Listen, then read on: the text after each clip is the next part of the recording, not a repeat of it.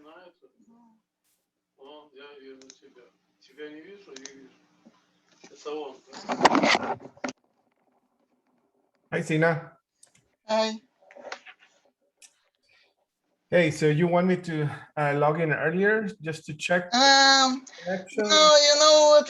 I don't want to spend time now. If you want, we can do it after meeting. But I sent you Amit email to me. He also has this meeting on home computer and Revit on work computer. Oh, okay. Did you read his email I sent you? I responded. Did you get my? No, I didn't have your. And William also told what this meeting has to be on home computer. Oh, okay. Well, let's talk after class. Yes. Okay. Yes. Sounds good. Mm-hmm. All right. Let's wait for people to finish. I'm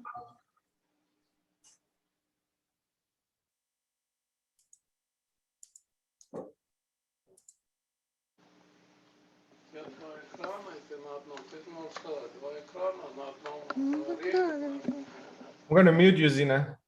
Huh? I'm going to mute you. So Okay. There's no background noise. Good day, Caesar. Hello, Steve. How are you? I recognize Sacramento in the background. Is that where you're based on? The Golden Bridge or whatever. We don't have the Golden Gate, but we have the Golden Bridge. You know, I live in Bay Point, which is an hour away from Sacramento. But Yeah. I live on a hill and I don't have cable, but I have my house is high enough that I can receive all the channels, all the local channels from Sacramento. So I don't hear San Francisco news. I only hear Sacramento news. So. How dull. I'm not a big fan of TV. No. Hi, Omid. Hello, Omid is here. How are you? Hi, everybody. See who else here? It's B is here. Yeah, can you hear me? Yes. Okay. Maybe. And King. I see King. Who is C King? Charles?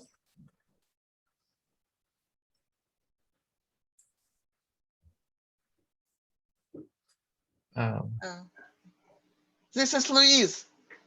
Oh, okay. She does just work from her husband's computer. I see. Okay. Thanks, Dina. Mm-hmm. And I see Cecilia. Hi. Hi, Cecilia. Cesar, I have a question about that recording on YouTube. Do you have any access to them all the time, or you are going to remove them after a while? The videos. So sorry, the sound is a little bad. You're asking me if in the YouTube, if these are going to be permanently public? Yes. So they are going to be available for the duration of the class. And then later on, I'll make them private, and so that only you guys have access. But you need to have a code. You need to have a code. Yeah. Right. Okay. Yes, this is big help. It's big help. Thank you very much for this recorded classes. Yeah. It's one thing is to do things on class, but you know it's very easy to just miss a step, and if a step is missed, then the whole tutorial it's yes. fun. So Feel free to jump in and ask me to repeat a sequence. So yeah, that's what I'm here for. So. Cesar, this is Louise. Yes, I'm using my husband's computer, so you see the C key. Mm-hmm. So Zina is correct. Thank you, Zina. Couldn't find me on mute. Oh, yes, you were on mute. Okay, I hear. All right, let's, it's a 4-minute pass. Let's start sharing. Make sure you enter your initials in the weekly attendance. I see everybody did already. Awesome. And let's see what's for today. We are going to start discussion on walls, wall properties,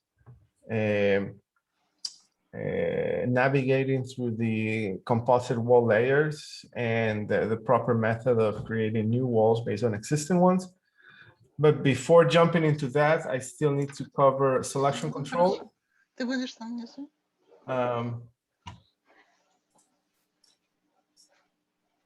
And then we are going to, I'm going to start with the selection controls. And then we're going to review some Revit language concepts before we get started on walls. So today we're just going to do a big playground, and we're going to build the walls randomly. But starting next Thursday, we're going to start a new project from scratch. And then we are going to build for the next 5 classes, we're going to build a small building. And we're gonna put grids, columns, floors, ramps, stairs, roofs. We're gonna load the materials, curtain walls, etc. Okay, and a reminder, the last 2 classes were posted in Osman College webpage. So as long as you have this link, you'll have access to the recording. And let's get started the recording. I'm going to go live on YouTube.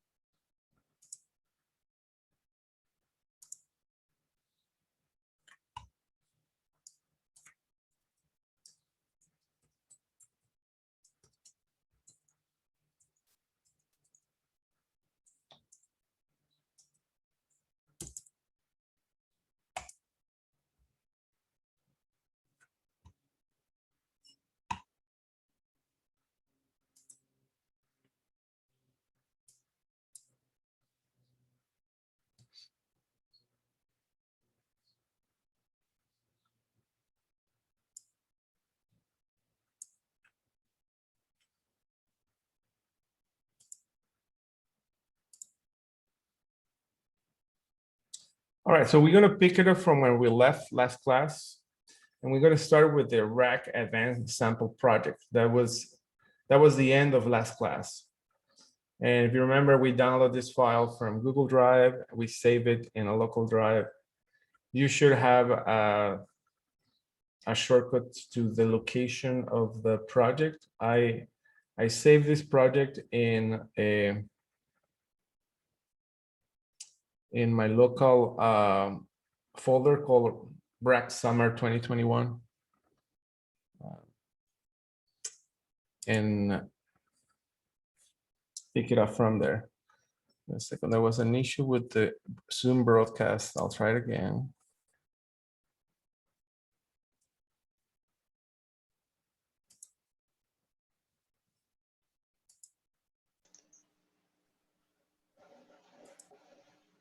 If the live stream doesn't work, I still have the Zoom recording and I will have to manually upload.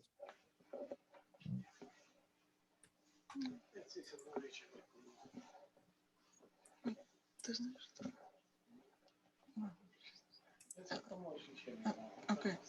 Cesar, can I ask you something? Yes. This all are people over overlapping this project browser. I can't see project browser. How can I move it? Because it's on my right side, exactly on your project browser, and I don't see what you will do. Yeah, the project browser, if you click on the window head, you can move it around. No, not in my Revit. I'm not seeing your Revit, so I'm not sure what it is. No, it's not on my Revit. It's on your class. Oh, now it's good. Yeah, now it's good. Oh, move it little bit. Yes, like this, or little bit right. Oh, you mean you don't see the entire window? No, I Okay. because your picture and all our people pictures are on right side, and close project browser. Yeah, I'm gonna put it here. Is that better? Yes. Okay, sounds good. Okay, thank you. All right, so this is the file we had before, and last time I closed the. Let me close this thing here. 1 second. Slack. Gonna be in the middle of everything here. Pause notifications for 2 hours. Okay. So I think we learned how to freeze element. We learn how to navigate through the entire user interface, and I'll show you the shortcut to do this orbit. Right, as you press Shift and then the mouse wheel, we look at how to navigate through the navigation cube, the different shortcuts for zooming in and out. We look at several of the view controls, changing scale, changing visual styles, enabling the sun path and shadows. There are a couple of these I'm going to review today, and also want to review these selection controls. I think towards the end of the class, I also showed these shortcut visibility graphic overrides, which enable me to switch on and off elements in the current view. There are few concepts we need to review before moving on. Let me open my slide deck here.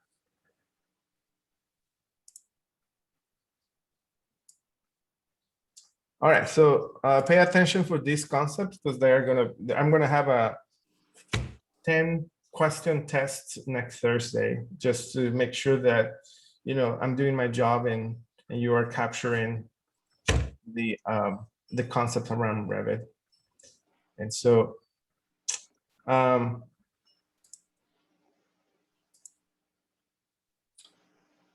inside Revit, the building elements are grouped in 3 big subgroups. We have elements that are called model elements, datum elements, and view-specific objects. Model elements, it's everything that represents and assemble as a geometry inside a view. It's all the model elements occupy a space in 3D. Datum objects are planes that reference the geometry. Views, a view, which is what we see in our user interface, it's actually a reference plane that section the building in a specific plane. And we have like floor plans, where what it is a view that is 4 foot above sea level, above the floor plan. And it represents in projection the floor plan. So views are datum objects. Grids and levels are also datum objects. They are used as a reference plane to constrain the location of structural elements and to constrain the location of the finished floors.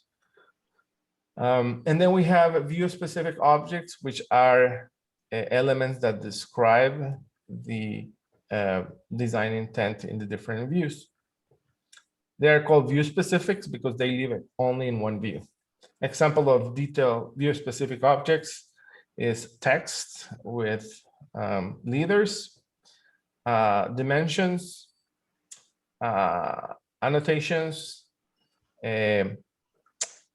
tags. All those elements just live on top of the view. So if you're familiar with AutoCAD, it's similar, you are working in paper space rather than model space.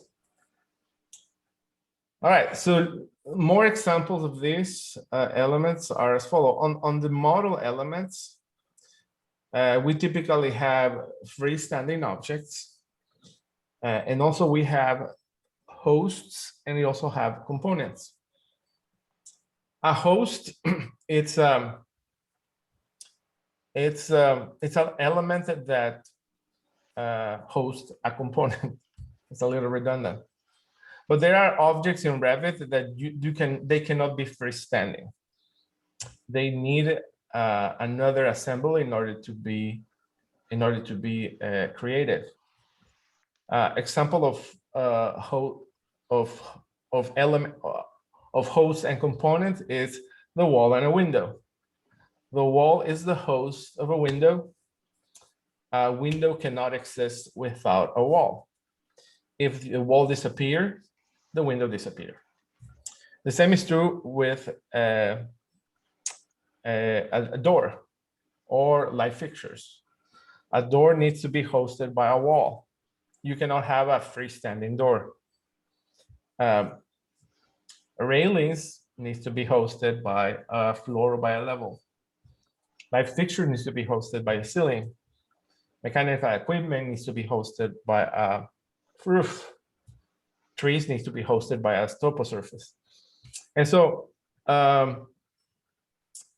there's distinction between what a host is and what a component is. And in general, a host are the following type of geometry, and it's windows. No, hosts are walls, floors, ceilings, roofs, and topo surfaces. Those are probably the 5 most typical host elements. And then the components are hosted by the host. Example of components are windows, doors, light fixtures, furniture. And components are usually the equivalent to an AutoCAD word is like a block. You load a component from a library. This element is loaded into the family browser, and then you can drag it and drop it into the Revit space. Here's another chart with examples of the Revit elements. So example of hosts, like I say, is walls, floors, roof, and ceilings. And one of the particular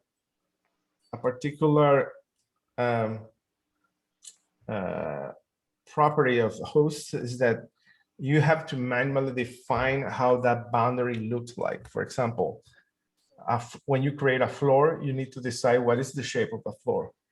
What are the boundaries around them? When you create a roof, you also need to define what is the extent of a roof. And the boundaries by which we create those host elements are called sketch lines. And you're gonna see soon what I mean by that. So sketch lines are used to define the boundaries of the host. Model components is the equivalent of blocks. You load a block from outside a library, from a library of components, and then those components live in the property in the family browser, and they are there for your use. And you just load them and place it on top of a host. Example of those are windows, doors, furniture, mechanical equipment, light fixtures, furniture, etc. Example of datum elements are grids, levels, and reference planes.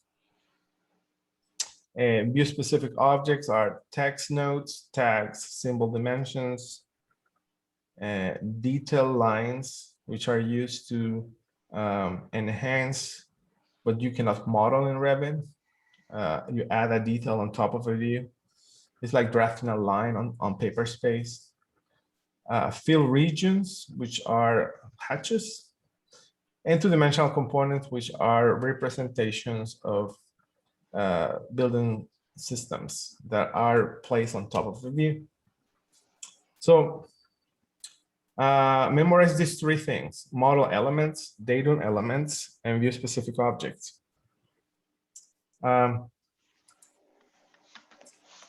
Another, let me see, another basic concept is this thing here. So every type of, I mean, Revit organize the objects in 3 tiers of information. It group objects by category, family, and type. And so a category, it's a collection of objects with very similar properties.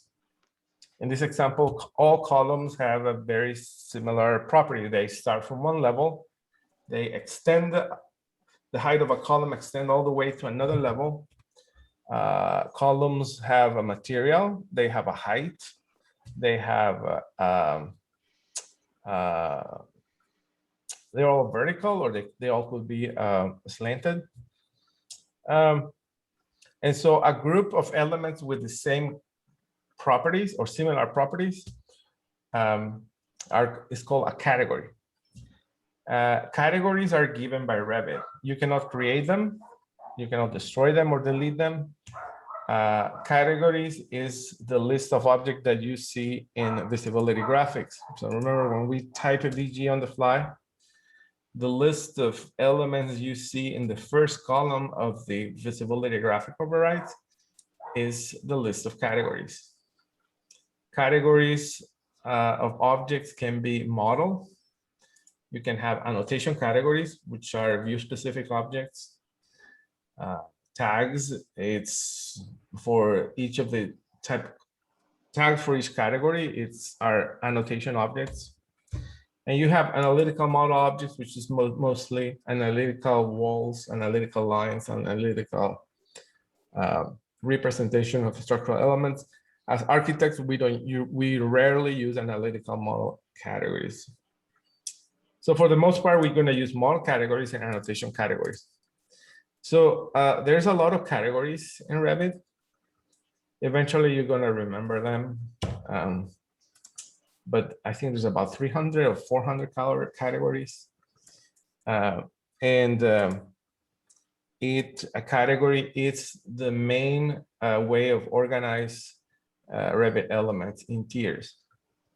The second tier is what's called a family. This is not my family or your family. A family in Revit, it's a collection of objects that share the same properties, but they also share the same physical representation. So round columns and rectangular columns have different physical representation. They have different shape. And therefore, a family, it's they are two separate families. Other example of families is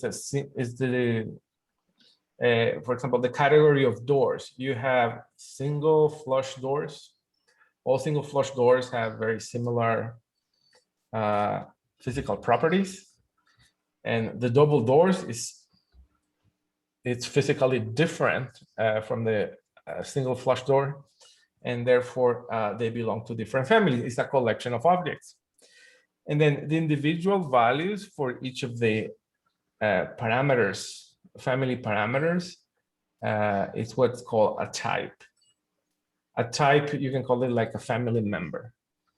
A family by default has one type, but then you can build it to have a dozen types. You can make it have 100 types. I'll give you an example. The steel columns that are, the HSS type. There is only a single family, but it has hundreds of different types because the parameter value for each of the geometrical constraints it's different. And so Revit uses this way of organizing objects to control visibility and also to identify objects in this space. So if you open a Revit project, you're going to find in the project browser a branch called the family browser. And the family browser, it's a list of families that are preloaded in Revit as a template, and then allow us to get started with our modeling process. In other words, it's a recipe of frequently used content that it's built into the template so that you can get started quickly. These are components that are loaded into the project and then they are placed into the project. And there's a combination of host elements and component elements. For example, look at the floors, which is a host, and the roof, which is a host. But then you have things like components here, like doors, windows, and stairs. So when you open the category of object in the family browser, you're going to identify the family, and then the members of the family are the different types. So this is what's loaded into the project browser. It doesn't mean it's part of the project yet. These are components that are there ready for your use. And when you move your cursor in top of the view, you're going to notice that things pre-highlight. And an object that's pre-highlight will disclose information about what that object is. And for example, when you pre-highlight a door, it discloses information about what is the category, what is the family, and what is the type. And so for you, it's very easy. It's a visual indication to identify in the project what is everything. So let's see an example in the project. Let's see, when I pre-highlight something, let's see, I'm going to pre-highlight this column. I'm not selecting that, I just pre-highlight. Pre-highlight is you just hover on top of it, and then the tooltip, and this is the tooltip, and the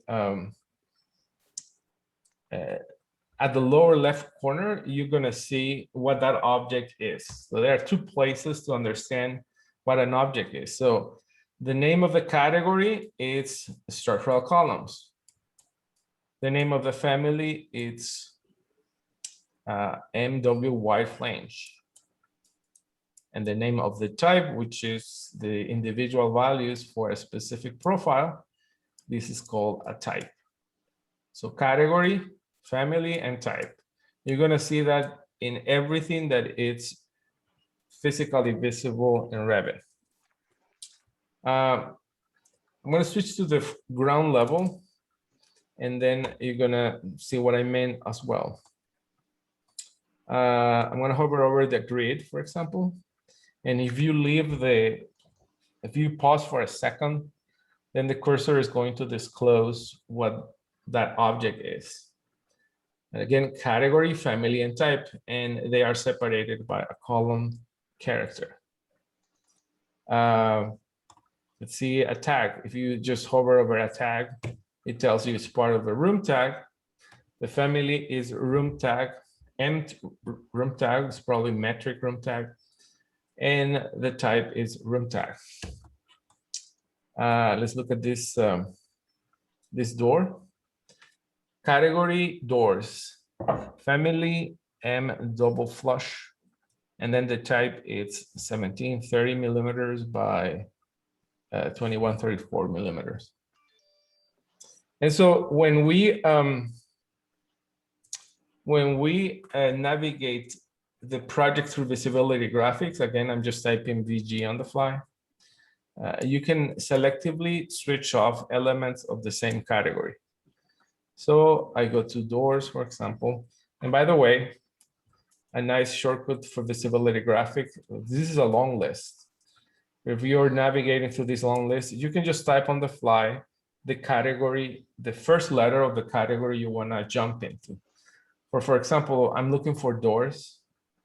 I just type on the fly D, and it will take me directly to everything that starts with D. And I go doors, and then you can switch that checkbox off, and then all the doors will be switched off in the project. I'm going to undo and undo. The shortcut is Control Z. Control Z. So these categories are used to control the visibility of objects. There is another important concept, and the other thing is that graphic properties, the default graphic properties of the categories are defined in what's called the object styles. And the object styles are the global settings on how things look and print in Revit.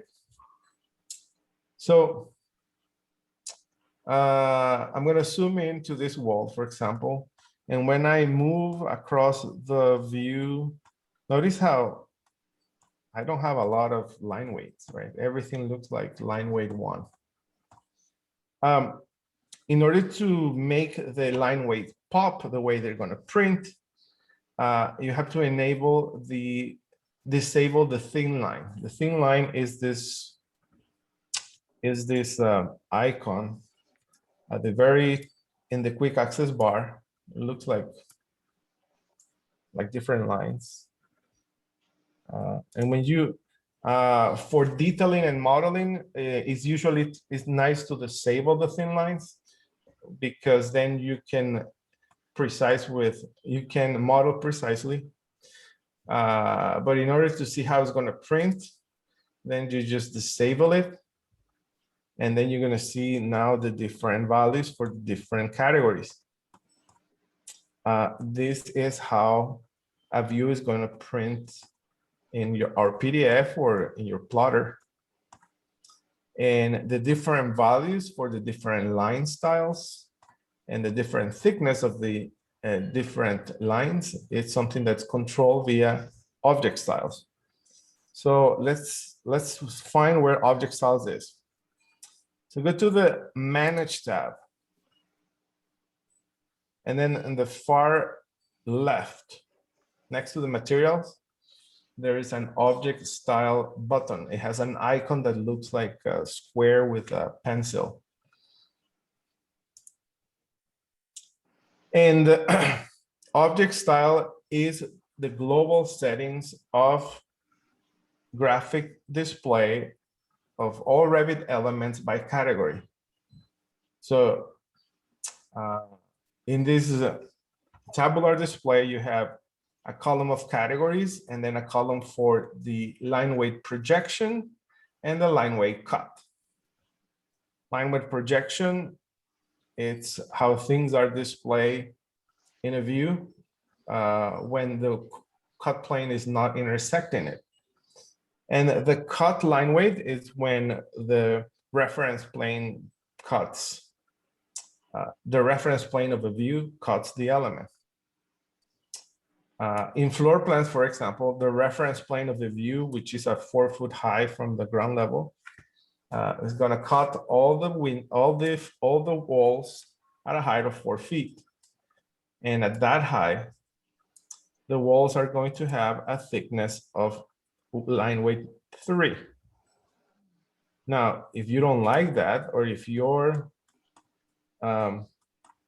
company is not happy with the line weights of the walls and you think they need to be thicker, you can increase that in the object styles, but it's going to be a global setting. So the way to do that, again, you go to the Manage tab, then you go to Object Styles, type W. I'm just typing W to get very quickly to the walls.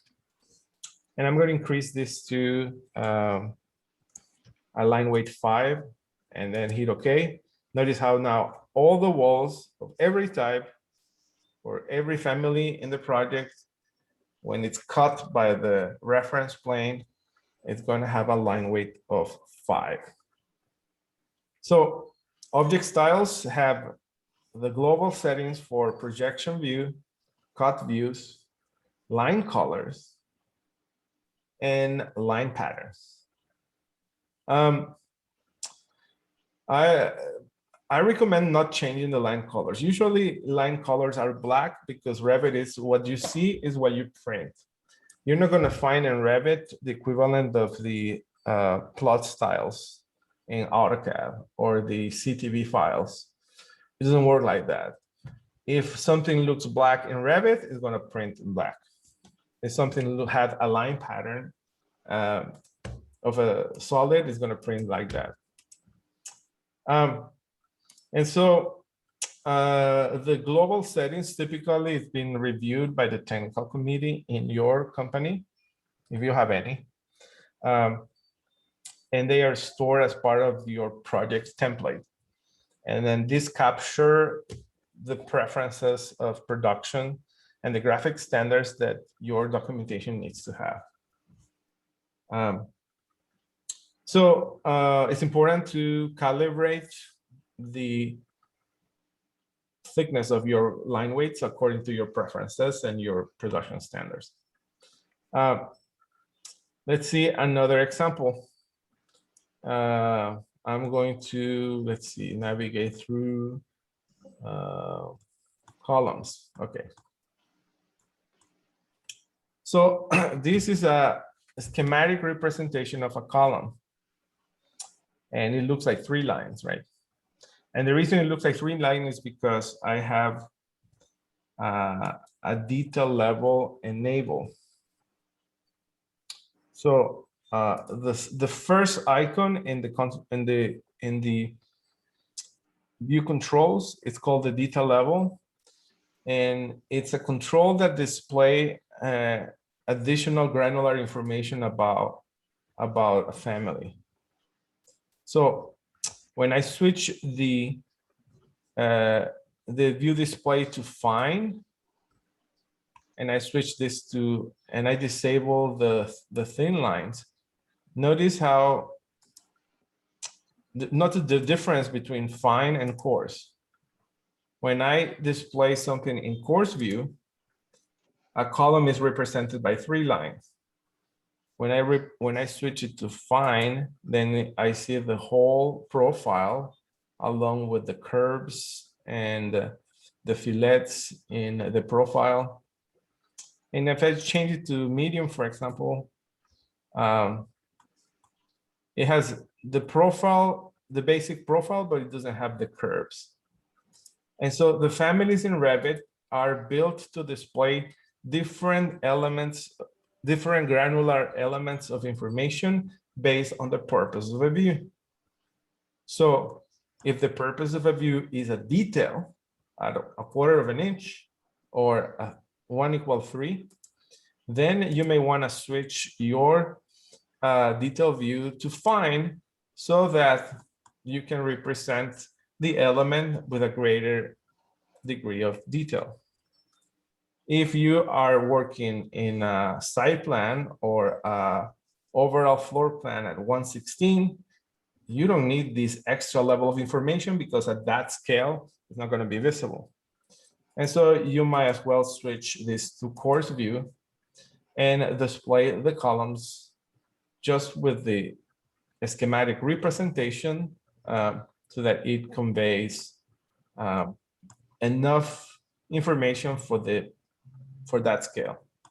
That makes sense? So, and again, the way to display the line weight is by switching the thin lines. You can also type, look at these are all the profiles of the lines, and it looks really thick and ugly. And people see this printed in the sheets, and they blame Revit. Oh, Revit's all of it. No, it's not that. We need to switch to the appropriate course, to the appropriate level, which is a course.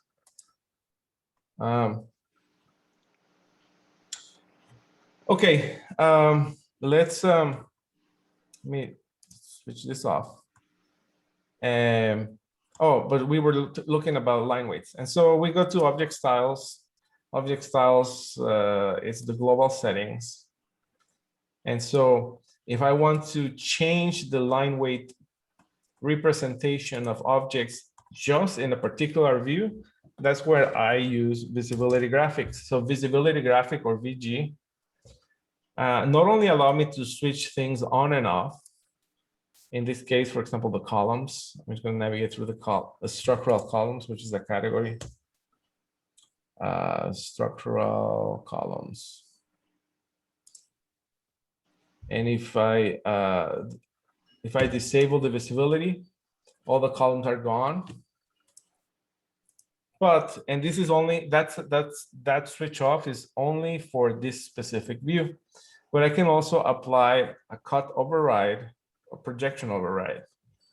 For example, if the structural columns I want to display as a red color, I don't know why you would do that, but for the purpose of demonstrating this, I'm going to change the cut line weight to a color that is red.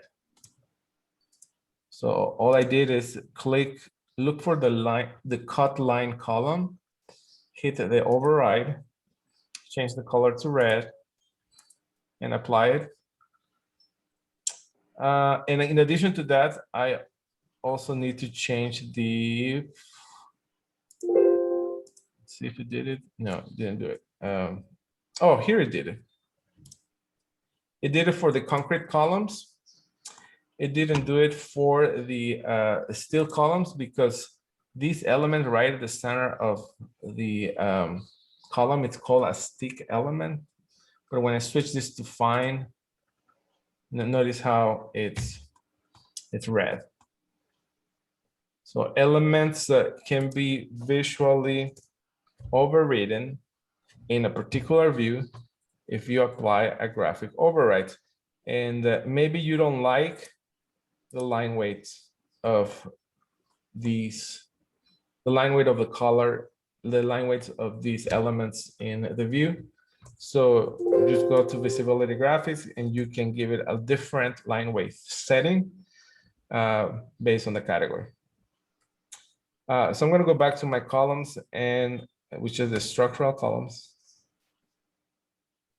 and release it. So to return this to the default object style, just hit the override, and then this button that says clear overrides in the lower left corner, it's going to return the settings to the global settings. Any question? Easy, right? Cesar, Yeah. I just don't see these icons on the bottom. You don't see these icons? Uh-huh. Are you on the entry level view? Yes, I don't see on your display this icon buttons. I see it on my Revit. Is anybody else having this problem? Do you guys see this thing here? No, no, these icons of like scale. Yeah, Why it's like this? I think it might be the, you're using remote desktop, right? And so remote desktop has you need to, when you connect, you have the ability to select the resolution of the screen. And I'm on my home computer with your class. do you are you using Revit in, where is Revit installed? In your home computer or on your remote? No, in work computer. Okay, so you don't see the icons on Zoom? Yes, Um, bottom icons. yeah, it might be, maybe you try changing the resolution of your home computer to 1980 to, let's see, my resolution is 1920 to 1080. And then it's probably going to scale it correctly. If we match in resolutions, there shouldn't be any problem.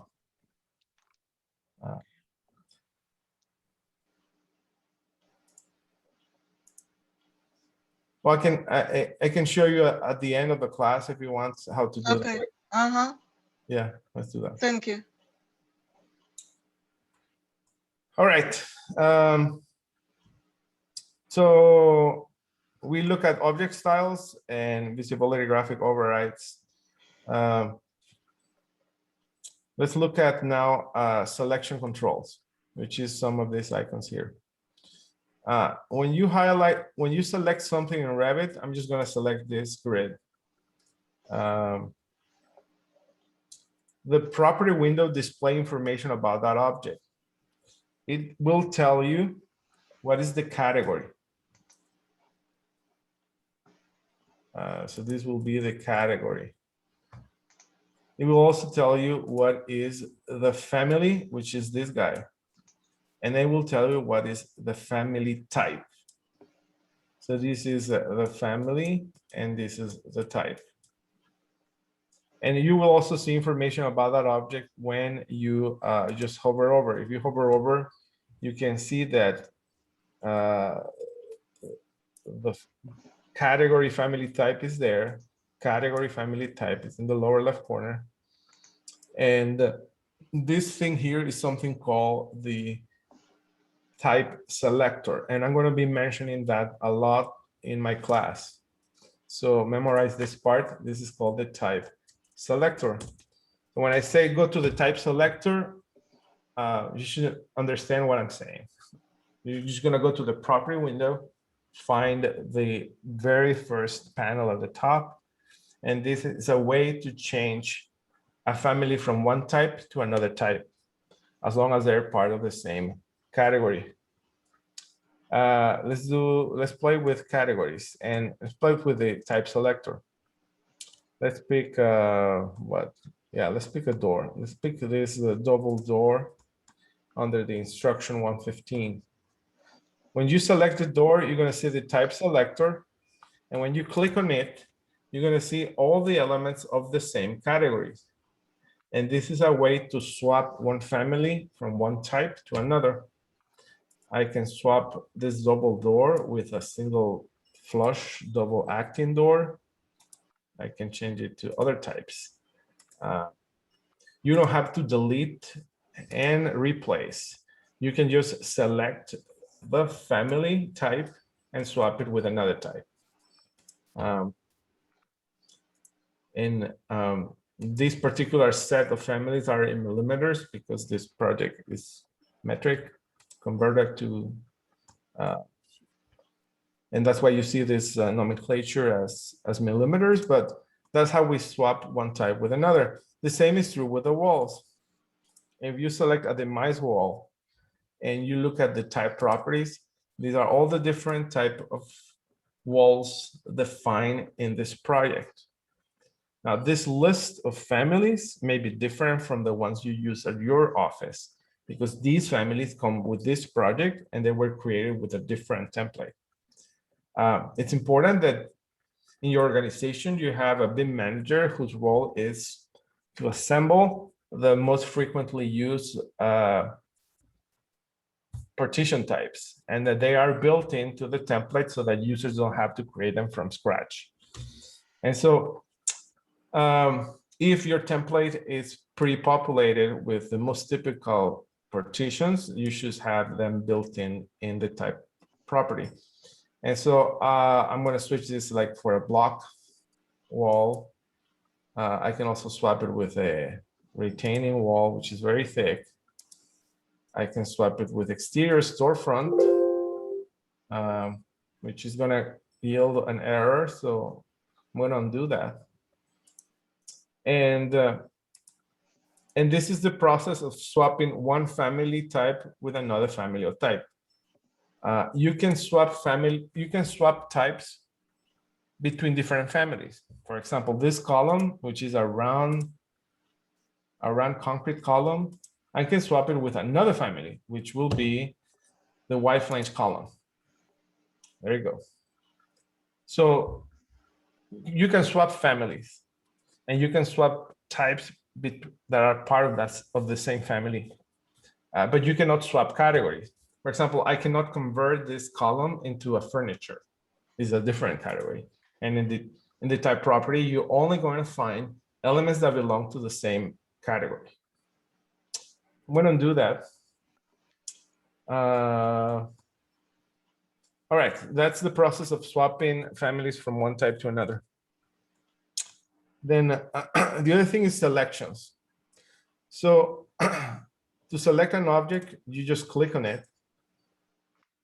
To add to the selection, you hover over an object, and with the pre-highlight, hit the control key.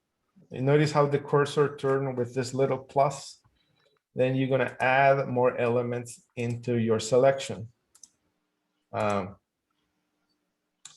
If you pick something that you didn't meant to select, for example, oops, I selected that string of dimensions, then you just click Shift, and notice how the cursor turned into this minus. This exclude elements in the selection, and then go back and click Control, and you keep adding elements to your selection. And as you type more elements in the screen, you're going to see the total elements of objects selected in the property window.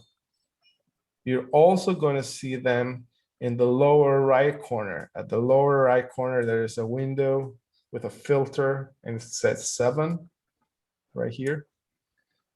That's the filter. That's number of elements selected in the project.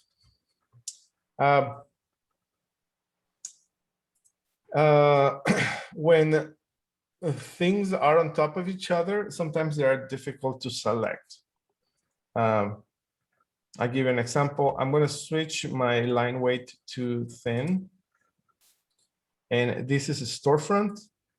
And the storefront has mullions and has horizontal mullions, vertical mullions, and it has a window panel. So if I want to select the window panel, notice that it's difficult for me to select it because it's a component that is nested inside another component. And when you have things like that that are difficult to select, this is another thing to memorize about Revit. Use, and I want to type it here.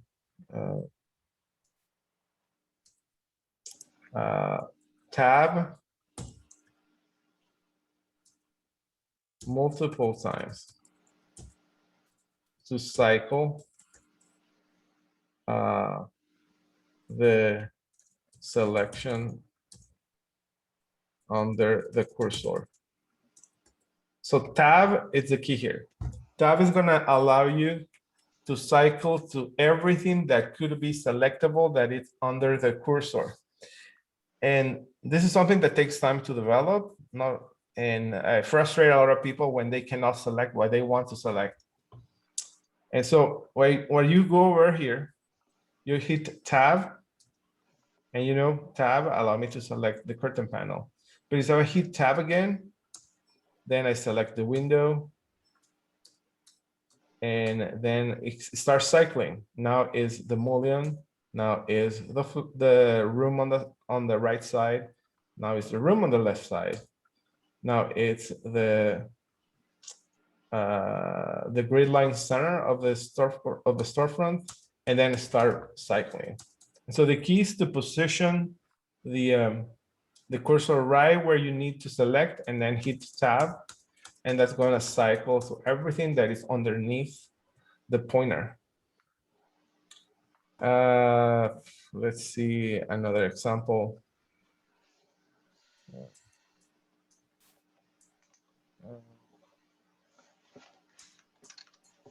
Yeah, here's another example. You hit tab, and this is a generic model, and you hit tab again, that is a group.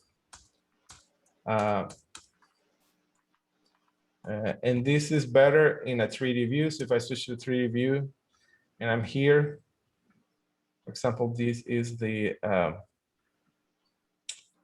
steel structural framing. If I hover over and then you hit tab, it starts cycling everything that is underneath the cursor in the view, or here. And this is a good one because you see all the things that start cycling. And then you can discover what is the information about the pre-selection right here. If you look at that corner, then it's going to tell you what is the things you're cycling. So this is tab, it's a curtain wall, tab, it's a chain of walls, tab is another chain of walls, then it's the floor, then it's a curtain mullion, then it's a wall, then it's a model group, there's a generic model. So everything that's underneath the cursor is going to start getting sorted out as a cycle. This is a good way to navigate in the Revit interface. And we're going to use it a lot. You're going to use it a lot in the modeling process. I'm going to go back to my entry level here. Another way to select elements is using the filter.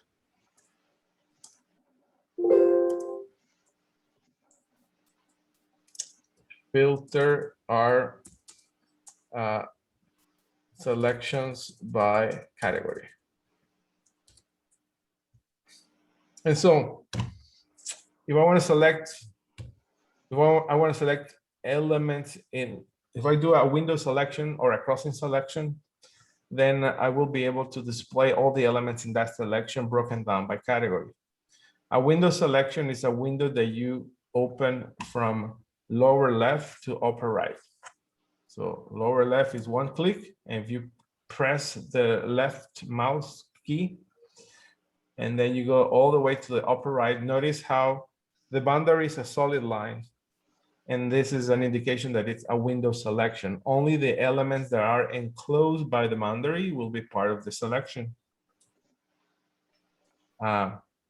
This is a window selection. There is a total of 489. Your count may be different. If you use the filter, this is the filter tool, and we're going to use it a lot also in the modeling process. A filter, it's a tabular display of all the elements broken down by category. And it enables you to narrow your selection to a specific set of categories. Say, for example, in this selection, I only want to select the walls. So you can unclick all of this one by one, or you can just say clear everything, check none, and narrow this selection to just the walls. And I have 22 walls selected as part of that selection. Filter is powerful because they allow you to do very granular. If you allow you to arrive to a specific type of families very quickly. All right, so I'm going to do another example, but this time I'm going to do the crossing selection. A crossing selection, it's a window that is open from the lower right to the upper left. So when I click in this view from here, notice now that the boundary, instead of a solid line, it's a dash line. And everything that crosses that boundary, it's part of the selection. So you choose how you want to do it. You can do it via window selection inside the boundaries, or crossing selection, everything that crosses the boundary. And when you do that, then notice how my selection is 425 elements. If I hit the filter, it allows me to narrow down the selection to just certain elements. Again, the walls, and I have a total of 26 walls under that selection. You can also use, if it's easier, you can also use the right-click selection. For example, I want to select all the grids in this model, but I don't want to do it one by one. And trust me, there's people who have experience with Revit, and they're still using this old method of selecting elements one by one. You can select elements by category. And the way to do this is you select the first element, and then you right-click and find the option that says select all instances, either visible in the view, meaning that it's part of the active view, or everything in the project. So I'm going to do visible in the view, and I have 19 grids selected in the view, and I can move them, change them, or adjust as needed. Say you want to select all the doors in the project. So you select the first one, then you right click, select all instances in the entire project.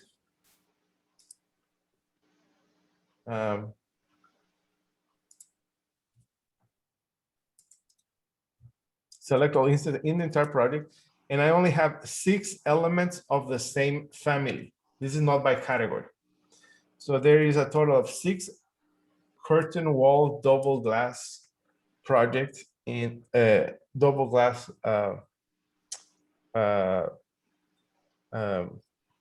doors in the project. So this type of selection, rather than be by category, it's by family type. Another example, let's look at this concrete column, which is a concrete round columns, 300 millimeters. How many of them are in the project? Somebody asked you that question. You just right click and select all the instances in the entire project. And there's 164 300 millimeter diameter columns. All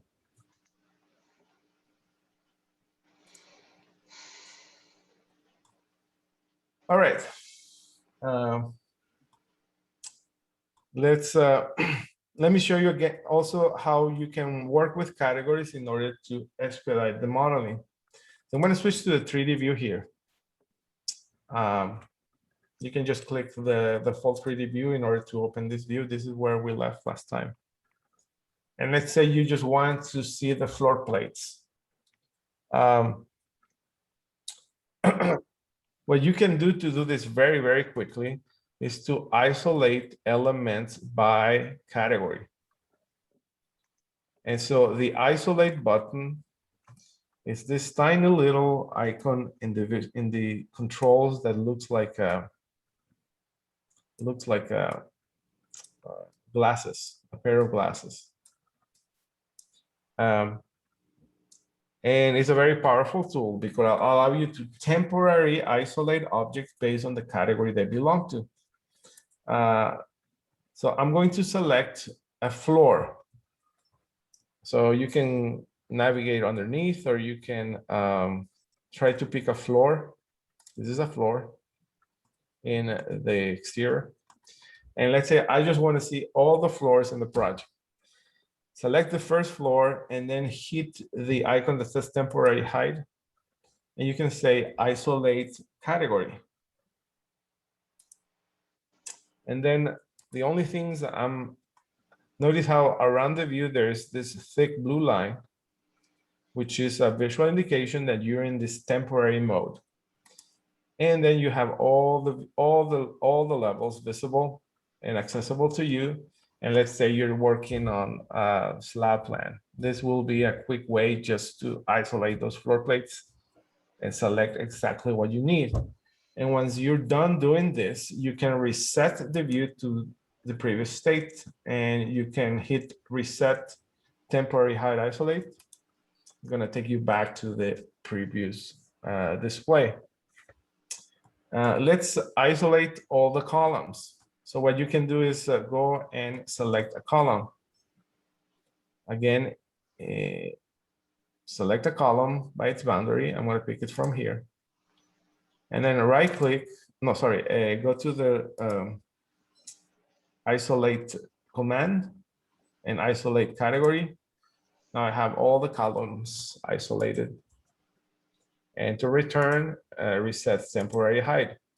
You can also you can use a combination of categories. For example, I want to see the columns and the walls and the floors. So in my selection, I have 3 elements belonging to three different categories. And you go to the temporary hide isolate, and you hit isolate categories, and now I have the elements of those 3 categories visible in the view. So this is a working tool that will allow you just to narrow your work to the type of elements you are designing. And it's not impacting the visibility of the view. So good thing to know. Very powerful tool. I use it all the time. And the other tool that's really powerful regarding controls is this little icon, and it's like a light bulb. This is a tool that's called Reveal Hidden Elements. And what this does, it gives, again, a temporary display. You see this thick red line around the view. It's a visual indication that Revit is displaying for you everything that is hidden. And elements that display in red outline are categories that are switched off in the current view. And this is a quick way to return things back to visible. So if I want to bring back the topo surface, you can just select the topo surface, and in the upper right corner, in the temporary display, you're going to see this on high category, and the element selected will be now visible in the view. Notice how it changed from red to gray. Let's do the same for the grids. So grids didn't used to be visible in 3Ds. This is a new feature in Revit 2021. And in Revit 2022, the next version of this one, you can also see grids. But if I want to bring back the levels to its visibility, I just need to pick a level. And I'm not sure I can pick it up from here because it might be, yeah, I need to disable this selection from face. You might not have that trouble, but I have this icon enabled. I'm going to disable it, and now I'm able to select it. When you select a grid and then you say on hide category, then it's going to bring those elements back to the normal visibility. And to disable the display, temporary display, just hit the icon again. It will take you to the full visibility with elements of that category displayed on. That makes sense? All right, these are 2 of my favorite view controls. Reveal hidden elements.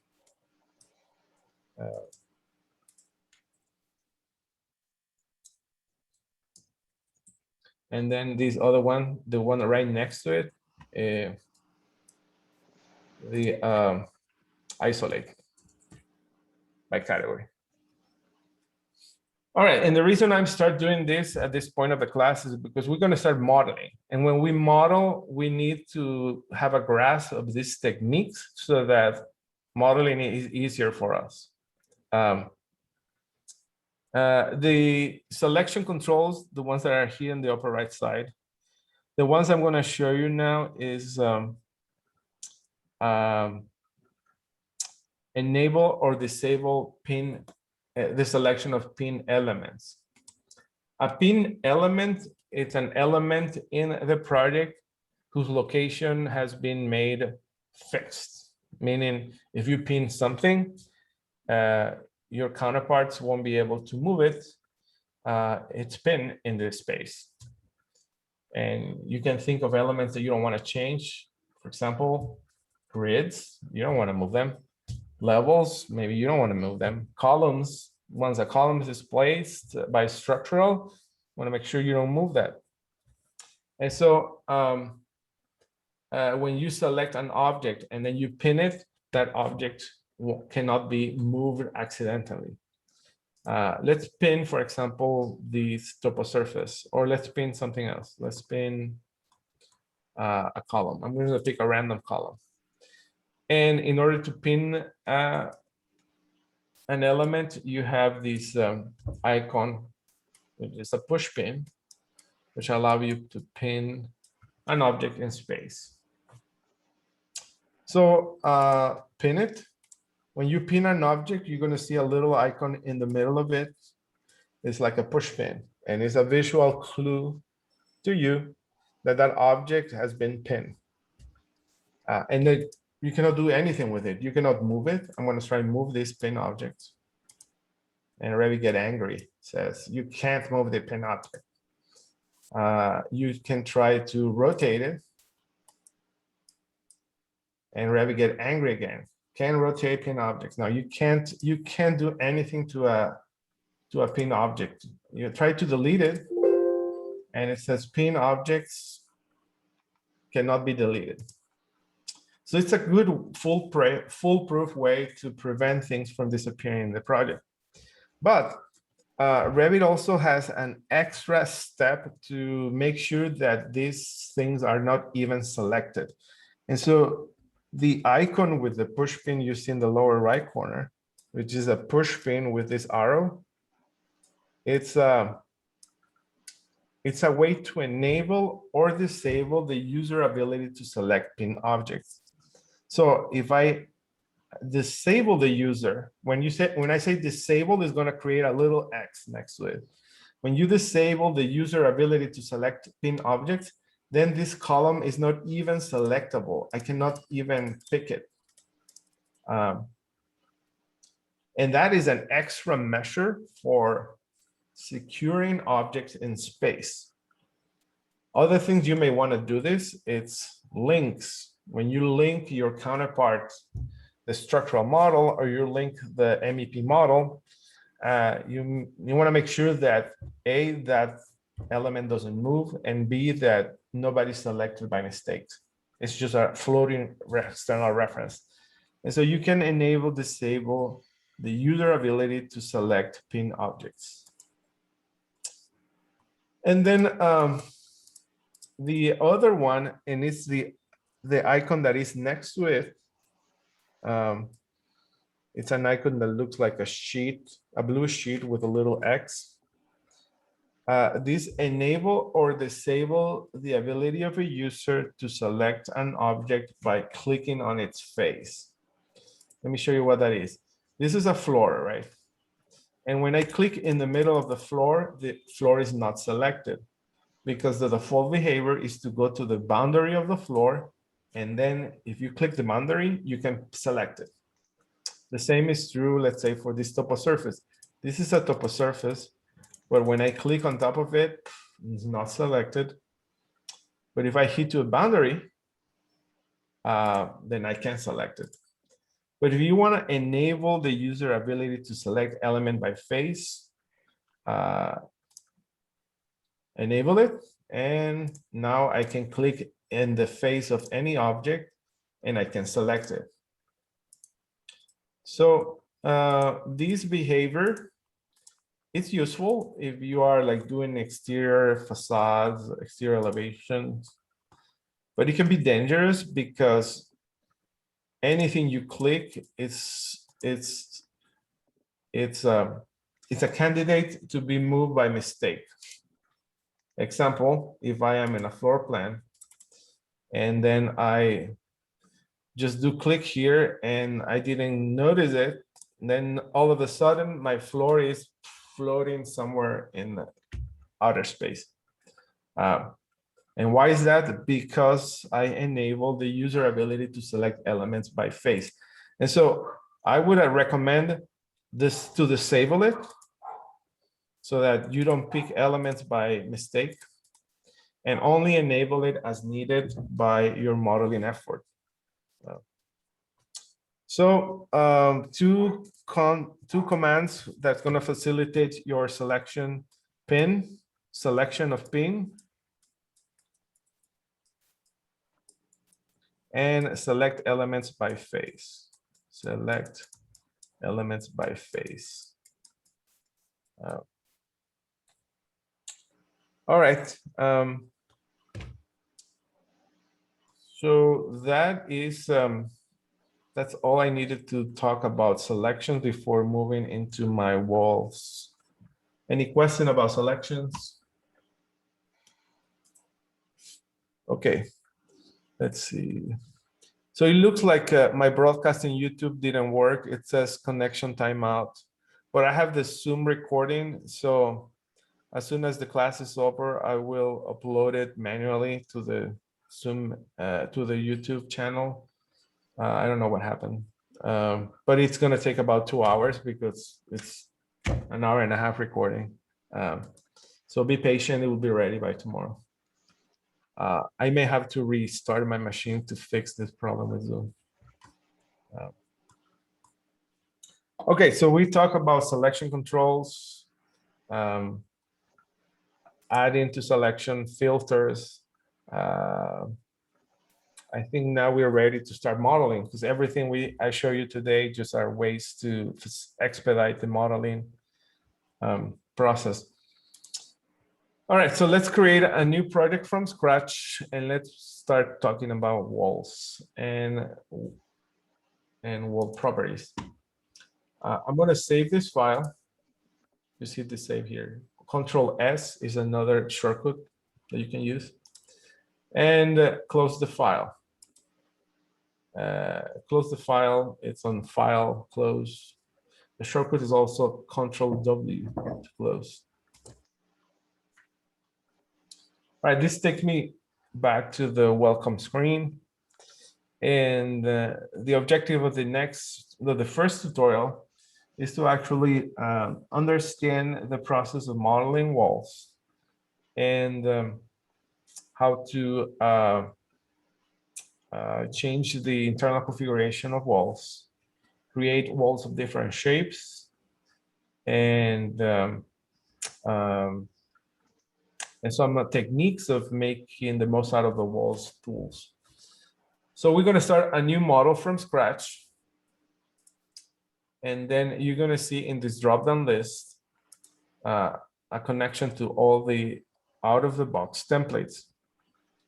If you are working in a company that has Revit enabled already, you're probably going to see your company template as well here. But for learning purposes, I'm going to use the Imperial Architectural Template. If you do not see this template, remember last class is because we have not mapped this correctly in the options. Let me know. So we're going to start Imperial Architectural Template, and then it's a new project. And this is a new project from scratch. There's very little information in this project about what is there. I only see these elevation markers, and there are 2 levels. And the families that are loaded are grouped by category under the family browser. You can just click on the families in the project browser. And we're going to start a wall. So a wall, let's see if you guys been paying attention. Is a wall a component or a host? You can type on the chat panel or mute. Host. What? Host. It's a host. Yes, it is a host. Another example of a host is the floor, the ceiling, the roof. Those are called system families as well. Hosts equal system families.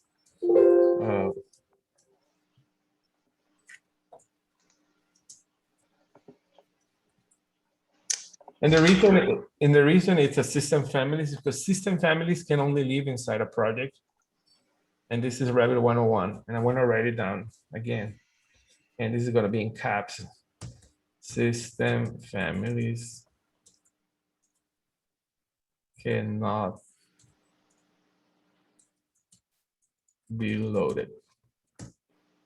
There are the components, like I say earlier, the components are external files that look like AutoCAD blocks that we load into the project, and we're gonna in order to use them into the project. But system families, floors, walls, roof, ceilings, they cannot be loaded from an outside source. You can only build in within. You can build them within the project, but you cannot share them as a file. A piece of furniture, for example, I can save it as a file with the extension RFA, which is a Revit family, and then another person can load it and start using it, whereas system family cannot. So Revit 101, system families cannot be saved as an external file. And a wall is a system family. So the wall commands, it's under the architectural tab. I think you also find it under the structural tab, yeah. And if you click down the arrow of the wall tool, you have architectural walls, structural walls, and wall by face. We typically just going to create architectural walls. So when you enable a command, this is the first command we're using. And the previous commands, this is the first physical element we're going to create. And one of the things to know about creating elements in Revit is that your eye needs to make choices about what that element needs to look like and how it's going to be created. And so these bar right above the view, it's called the options bar. And the options bar are constraints associated with the object you're about to create. And so when you create anything, any physical thing in Revit, you have to look at the options bar, because otherwise it may be built with a pre-default list of settings. And when I create a wall, the first thing I need to look at, what is the method of building a wall? Walls can be built using heights, which means from the floor plan to datum above that level, or they can be built using depth, which means from that level down. I know structurals like to model elements by depth because their view range is kind of reversed. But make sure that the height is correct. The other thing is, if you want to connect the top of a wall or constrain the wall to a certain level. Levels are the horizontal planes that define the top of the finished floor. And so when you create a wall, it can go from level 1, which is the active view, to another level. Wherever that level is, the height of the wall goes with it. If the level moves, the height goes with it. Or you can leave it unconnected. If you leave it unconnected, then you have the ability to define what is the height. So I'm going to create an unconnected wall of 18 foot. When you type distances in Revit, you can do it using feet and inches. 18 feet, 0 inches. But you can also use only numerical elements separated by spaces. For example, you always start with the feet, then you give a space, and then it will be your inches, and then you give a space, and then your decimals. Or you can do 18.5, 53. If you want to do something that is 6 inches, you have to do 0. You can just type 6 inches, and that's going to be a pony wall. Or you can just type 0, 0, 6, and that's 6 inches. Bottom line, you don't have to type the feet and the inch character, because it's easier to use just numeric numbers separated by spaces. So I'm just going to type 18, 6. And then the location line is the plane in the wall that anchors the wall to the ground. So think of this a vertical plane placed at the wall center, or it could be the face finish, interior, exterior, or it could be the core. I'm going to get back to the core in a second. Then there's something called a chain here, and a chain is enable my ability to create a poly wall that is connected from end to end. If I disable that, I only create one segment. If I enable this, then I'm going to create multiple walls connected end to end. An offset is a distance from a horizontal distance from the location line. And we're going to go over that in a second. And radius is a way to create a curved wall. So I'm going to create a wall from my first point to a second point, and then escape to exit the chain. And Revit is remembering the command. In fact, you can continue doing this. And the reason it doesn't stop is because I enable the chain checkbox, and it's just continue doing it until you hit escape. When you hit escape, then the command finishes, but it's still active.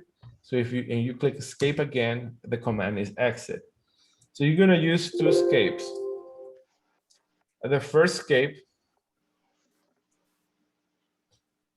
cancel the chain, and the second escape, exit the command. All right, so to delete an object, you just select it and hit delete, the delete button.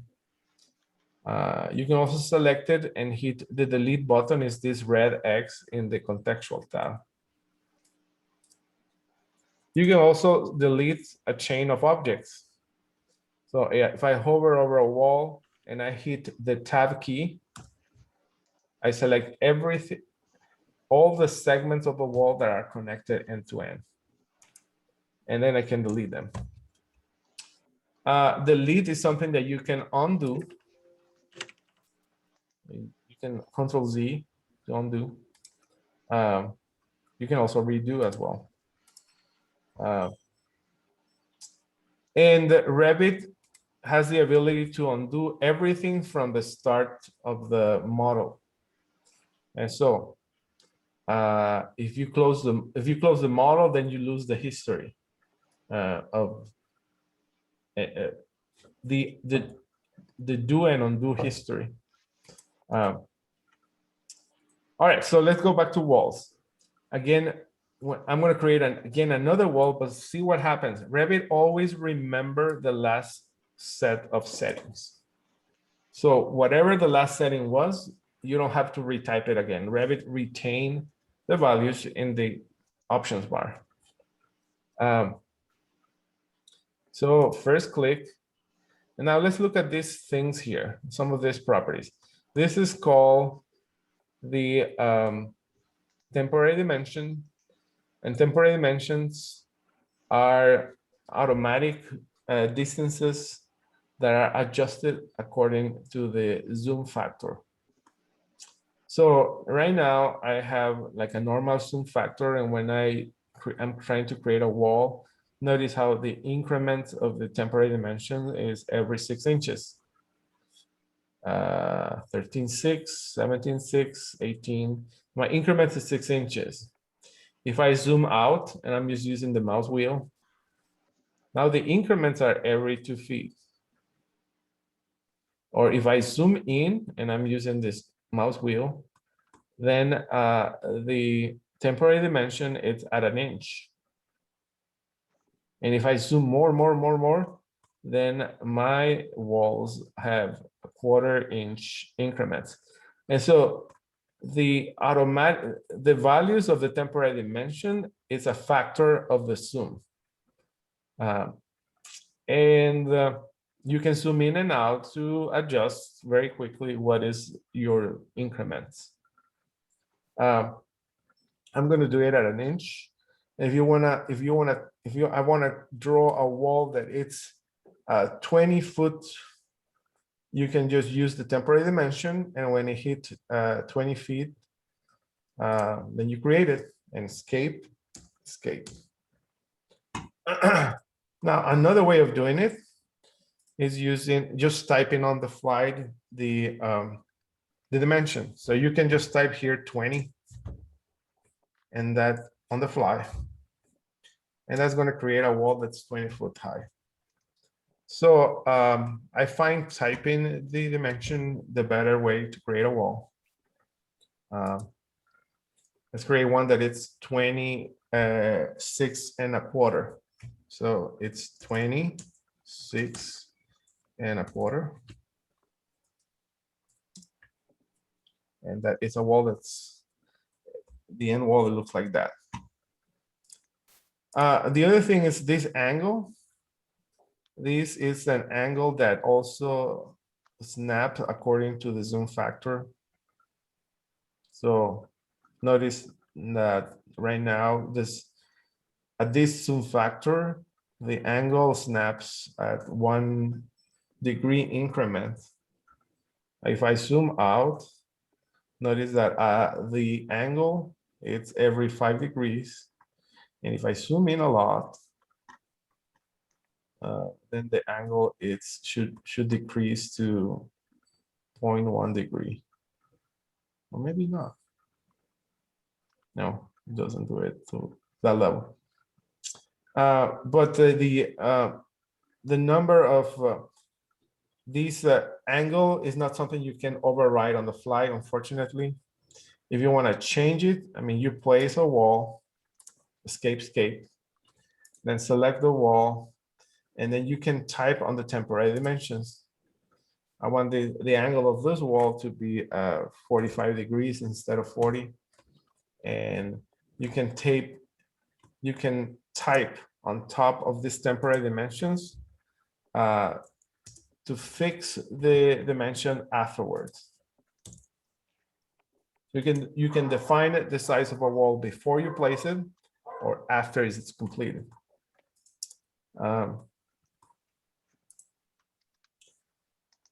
All right, so more things about walls. How do we do a curved wall? Well, let's look at the draw tools for walls. The draw tools for wall it's a menu that's available to you when you hit the wall command. It's this panel here. It's only visible to you when you start the command. And the default method, these are methods of creating walls. The default method is the first one, the blue one. It's 2 points wall. Where you can create rectangles, you can create polygons, inscribe, polygons by side, circles.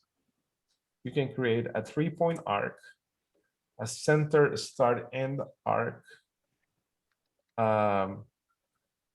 elliptical wall, fillet, line, create a wall based on another one, section of an elliptic wall, or you can create a wall by face.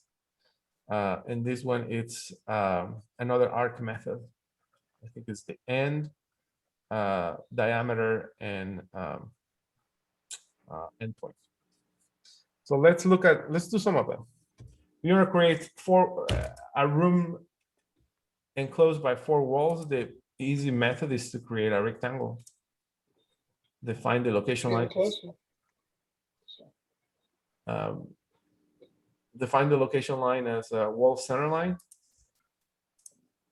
and that is your rectangle. When walls overlap to each other, you're going to get a warning that the geometries are intersecting.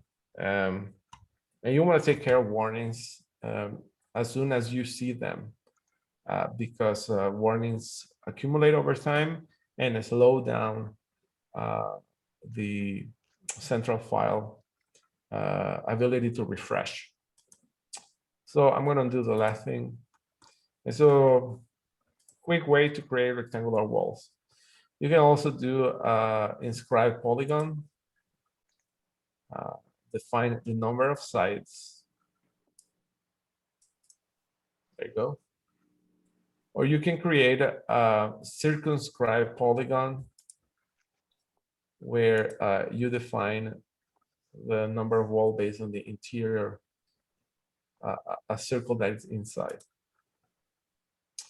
Here is how you create a wall that is in a circle. And an arc wall is something you do using this next 2 commands, the start and radius. So the start, this is the first point, end point, and then you define the radius. And the radius is something that you can use the temporary dimensions, or you can just type on the fly. In this one, you can type it. I think if I do this 10 feet, oh, it didn't work. Let's try it again. Wall, start, end. You place it and then escape, and then to change the radius, just select it, click on top of the radius temporary dimension, and change it to a different radius. In Revit, there's not a command such as the fillet. What you do is you build an arc wall and then you connect it end to end. So let's do a chain of walls with a combination of straight and curved walls. So you do wall here, and you go first click, second click, and if my next segment of a wall needs to be arced, I just flip the method to the start and radius. And I say, okay, the end point of that is going to be here, about 45 degrees. You can just pick any distance at 45 degrees. And then if you move the cursor, you're going to see these dashed lines that appear. That it's an indication that the wall is going to be tangent to the other one. So when you see that dashed line, it's just telling you that this segment of a wall is perfectly tangent to the first wall, the first segment. And I'm still in the start and radius. And again, I'm just using this snap tool to make a set of segments that are tangent. And then you can see how very cleanly I can create pieces of curved wall that are tangent to each other. And then escapes. I'm going to do it again. Maybe some of you weren't able to do this, so let's do it slow again. You do wall. The first method is 2-point wall. 1, 2. Then I switch to the start and start and radius method, and I pick a point at a distant point. And then the next click is what is the radius. And just move the cursor. And when you see a tangent that creates a circle, that means it's going to be a perfect connection with the first segment. I'm going to do another segment right here. This is the second point of this segment. The snap, when you see that full circle in blue line, that means that it's tangent to the previous segment. Again, snap to the dash circle, which highlights that is a tangent to the previous segment.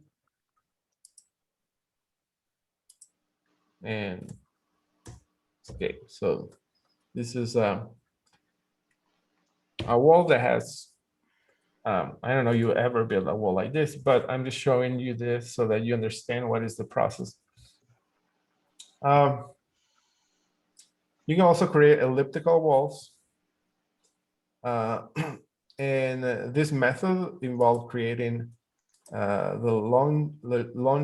defining the longer axis radius, and then the shorter axis radius.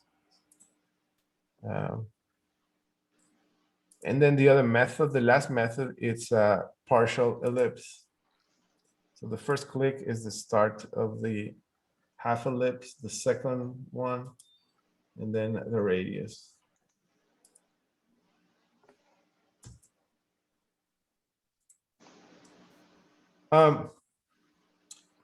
The closest thing to a fillet, to a corner, it's this method that is called the fillet arc, but it doesn't work like the AutoCAD one. Say, for example, I have this straight wall here, and then I have another wall here. This is a 90-degree corner condition. But if I want to connect it with a 3-foot radius, then I could use the fillet arc in order to do that. So to do this, you go to the wall command, and then pick the fillet arc command. Revit, you have to pick the segments and then define what is the radius. So I'm going to join these two walls with a curved wall with a radius of 3 feet. So enable the radius checkbox in the options bar and change the value to 3 feet. After doing that, then you pick the first segment, then the second segment, and voila. This is a small segment of a wall connecting the two walls. I'm going to do it again. Go to the wall command and create a corner condition at 90 degrees. Then go to the wall command again and select the fillet arc. This time I'm going to join them with a radius of 10. So pick the first segment, pick the second segment, and there you go. All right.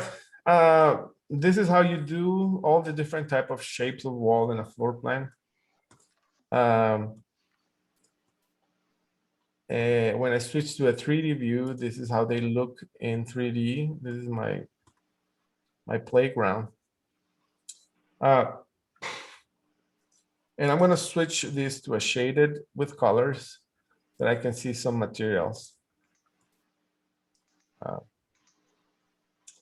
Now, walls can be swapped from one type to another using the type selector. And the type selector, for the type selector to work, you just pick one wall. I'm going to pick this round wall, and then use the type selector. Let's swap this to a brick wall. When I zoom in, this is a 4-inch wall with a brick material and a brick pattern on top of it. No, because all the walls, when I was creating them, all the walls were created using the location line center line. Notice how that when I swap one type to another one, the location line is preserved. So let's talk about location line.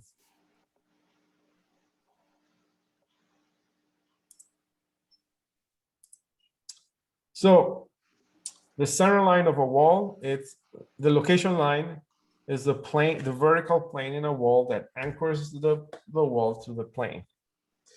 By default, this anchor is the center line. You can change it to be the finished face, interior or exterior. You can also do it to the core. The core are the layers of the wall that hold the structural components. For example, if I have a rated wall with 2 sheets of sheet board on each side, the core face is the steel line. Does that make sense? Or if I have a CMU wall and it has,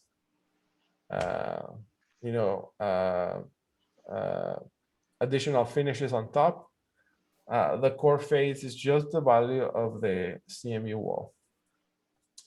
And depending, if I change a wall from one type to another one, notice what happens when you do that. If the location line is the finished face, the finished face is preserved. In the case of the core, is the structural elements are aligned at the face of the core elements for each of the walls. So swapping, when you swap a type by another one, the location of the wall is impacted by the location line. And so let's do an example here. I'm going to switch to the floor plan level 1.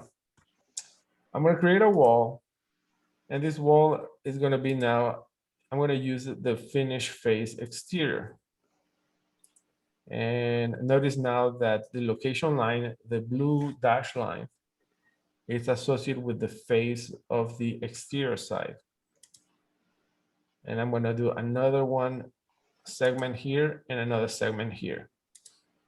So visually, I have 3 segments, but when I create 3 segments that have exactly the same type and the same width, Revit automatically join them. This is a property of these elements. But if I create if I'm gonna create three dissimilar walls, so this is the first one, and then we're gonna do another one, but this time I'm gonna do a generic 12 inches. I'm not changing the location line. And notice how Revit automatically align the location line of the first wall and the location line of the second wall. The location line is visually available to you when you look at these grips. This is the end of the wall. These are the grips define the location of the wall. And when you select a wall, you can go back after the fact, after it's created, you can change it to a wall center line. Look at now the grips. The grips are at the center of the wall. You can change it to the finished face interior. Now the grips are in the interior side. And when you stretch this, you can change the dimension of a wall. This double arrow that you see here, it's an icon that if it's too small, it just looks like this. This arrow indicates the location, the exterior face of a wall, because in plan it's difficult to understand what is interior, what is exterior.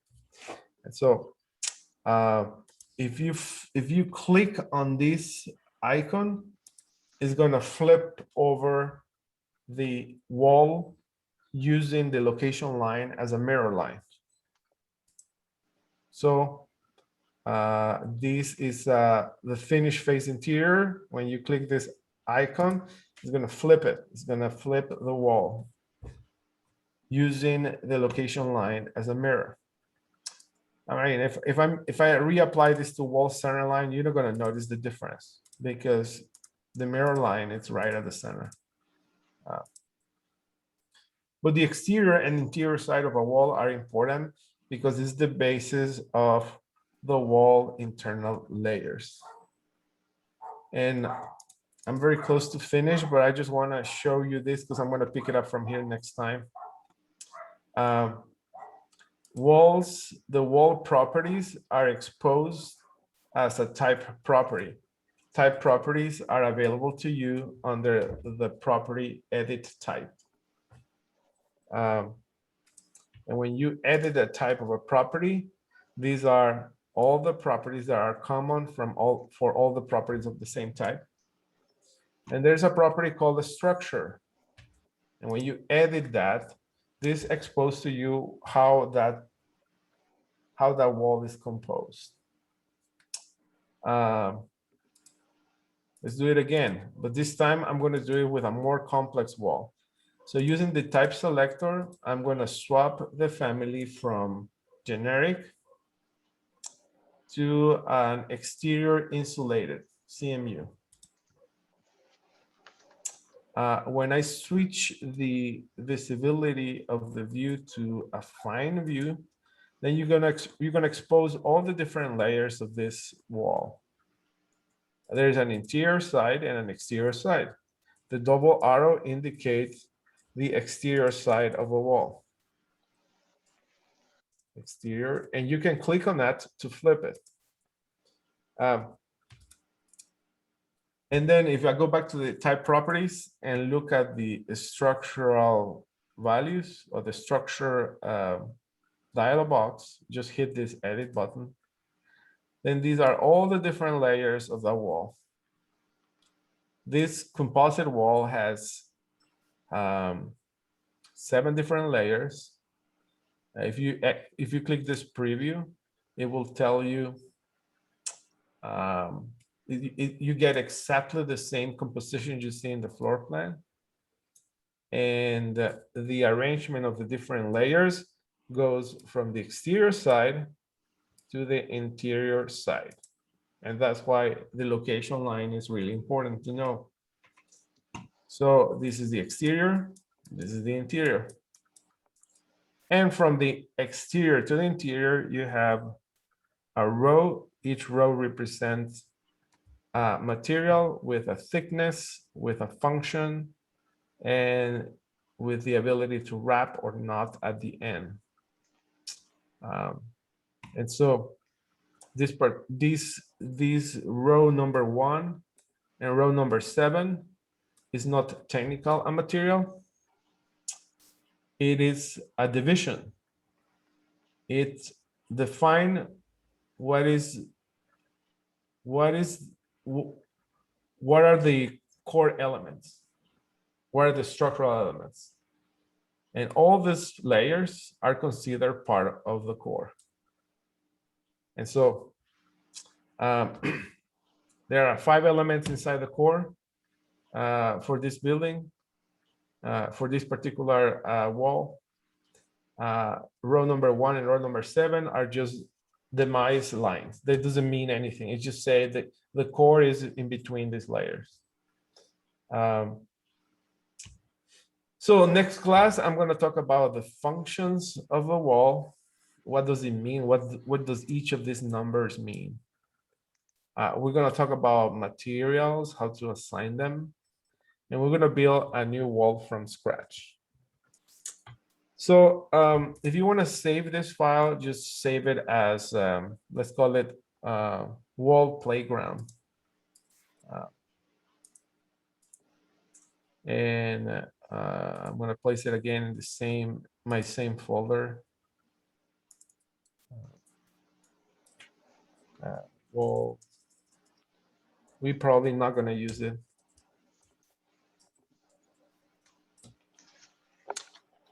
Save it, and then we come back to the discussion of the internal properties of a wall next class. And then the next thing we're gonna do is to start creating a project from scratch. And we're gonna talk about grids, columns, and floors. And we're gonna start the next 6 classes. We're just gonna create a small building. We're gonna define the structural elements first. Then we're gonna fill it with walls. Then we're gonna add some finishes. We're gonna add some fixtures and components. Use ramp, stairs, and railings. So if you're new in Revit, these are the next 2 weeks is all about modeling. And then after class 9 in July, second week of July, we're going to start the documentation portion of it. All right. Any question, guys? Is that making sense? Yes. All right. So sorry, the broadcast in Zoom didn't in YouTube didn't work. I'm going to download the recording tonight and then upload it. Send a link to everybody via email. It's still going to be under the same channel. And then if anyone wants to stay over for a specific question of your work, feel free to stay. Otherwise, I'll see you Thursday. We're going to start Thursday with a little test, nothing to worry about, no need to study. So it's just to make sure we get in it. We're getting the concepts. So, all right, guys. Yeah. Cesar, Yes, Ine. you told me what you will show how to make this Zoom icons visible for me. You remember? Thank you, Yes. Cesar. Yes. See you guys. The rest of the people can disengage.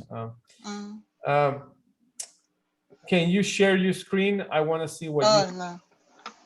Okay, I'll probably ask my husband. Okay.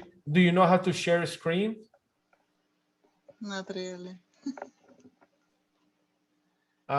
It's on Zoom because I want to see what you see so that I'm able to diagnose for you. There's in the Zoom controls, there's a button called New Share. And if you do that, then I will be able to see what you see. Where is this button? Zoom in the Zoom controls is next to the chat panel, next to the participant chat. Share screen. Okay. Yes. What next? Share it. Share it. Yeah, I clicked. Yes. Okay, now you got share. yeah. Okay, I'll see it. So I see your Revit and I see everything. But you're saying that you don't see my icons. Mm-hmm. Yes. Okay, so let's try to do this. If you let me ask you, is Revit running on your remote desktop or in your local computer? On remote desktop, yes. Okay, and where is Zoom running? Do you run it in your home computer? Yes. Okay, so hit the window button in the lower left corner. The window. The window on my home computer. In your home computer, yes. Where is window? The window is in the lower left corner. Lower left corner. Oh. So where is start? Yeah, the start, where the start is. Okay. And then Michael. And then just type on the fly settings. Settings. Yeah, just type on the fly. Yeah, there you go. Settings. And now hit settings, the first button there. Here? Yes. Okay. And then do you see find a settings? It's a set. It's a just type monitor or Type here. yes. I'm not seeing it. Can you put it in the screen? What screen? In the screen that you're sharing with me. Yeah, it is here. Oh, but I don't see it. Why I is don't know.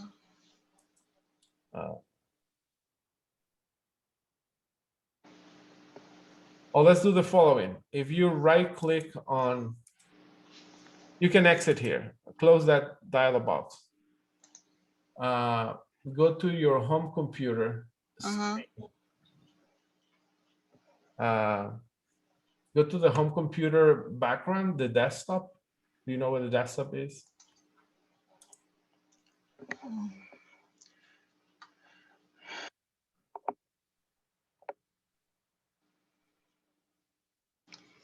Can you just tell me what to do? I just write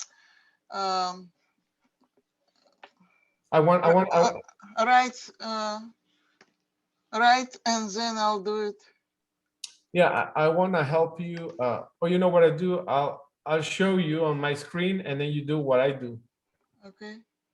So let me borrow that.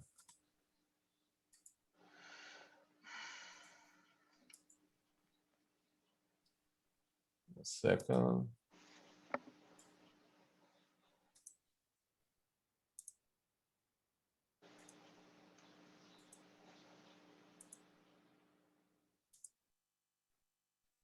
All right.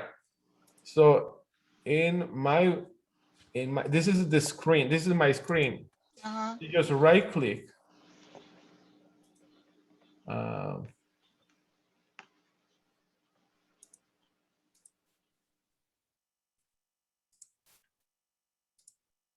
So you right click on the screen and then you display settings. Okay, let me display settings. Okay. Okay, and now you're gonna see a window that looks like this. Uh-huh. And then scroll down. Uh-huh. And do you have 1920 by 1080? Uh-huh. Yes or no? But I can't do it when you on this screen.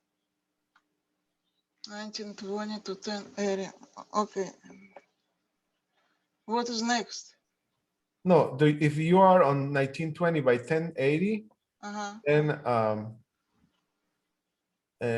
if you have something that's less than a resolution, then you won't be able to see my screen. That's okay, why 1920 to by 1080. 1080.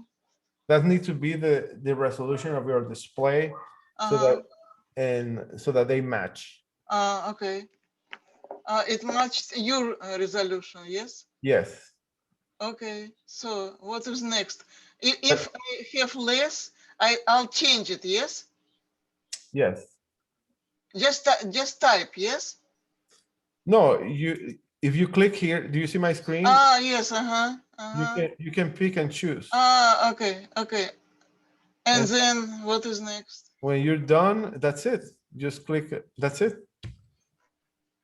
That's all. What, to close this window? Yeah, just close it. Okay. Okay. Thank you. I'll do it. Do it, and then now I'm sharing my screen right now. You still don't see these buttons? I see now. Yes. You see them now? Yes. Okay. What happened? Did you just change the resolution? No, I did nothing. Didn't do anything? Let me try something. Yes, I see it. I'm going to share another screen. Share. How about this one? Do you see this? No. Oh, interesting. So when I share my monitor, my monitor, my second monitor, you can see it, but if I share it from my laptop, you Uh, can't see it. So you know what I'm going to start doing? I'm going to start using my secondary monitor for sharing. mm. Um, And last class, did you use what your second, or because last class I could see it. oh, you could see it? Last class, I mean last Thursday. I think yes, I could see it. It's just today. Yeah, last class. I mean, when the rest of the class does see it. So I don't know why you cannot. The recording comes with this. But you know, I don't mind sharing my monitor too. I mean, I could do either my laptop or the monitor. I'll do the monitor next time. Okay. Uh-huh. Yeah. Thank you very much, Cesar. Okay, Zina. Thank you. Mhm. Bye. Bye. Have a nice evening. You too. Mhm. Bye.